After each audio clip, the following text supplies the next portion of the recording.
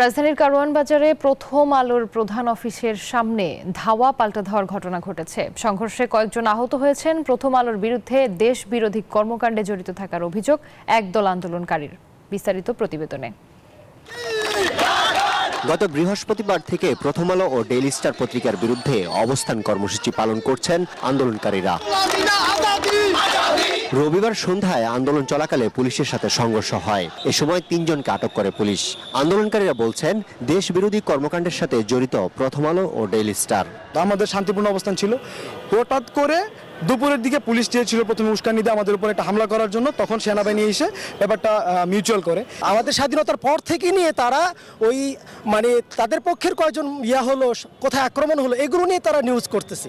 আজকে দেখেন তারা কোনো আয়নাগর নিয়ে কোনো করছে না। প্রথম আলো এবং ডেইলি স্টার তারা আমাদের জনগণের বিরুদ্ধেই সবসময় অবস্থান নিয়েছে এবং আমাদের জনগণের বিরুদ্ধে যেই পলিটিক্যাল যে ন্যারেশনগুলো, যে জনগণের যে মুখ থেকে নিশ্চিত জনগণের যে চাহিদা, সেই চাহিদাকে তারা সামনে নিয়ে আসে না।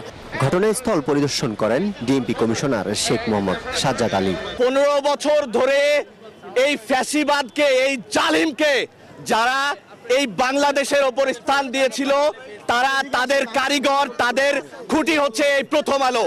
দাবি আদায় না হওয়া পর্যন্ত প্রথম আলো ও ডেইলি স্টারের বিরুদ্ধে এই কর্মসূচি চলবে বলে জানিয়েছেন আন্দোলনকারীরা।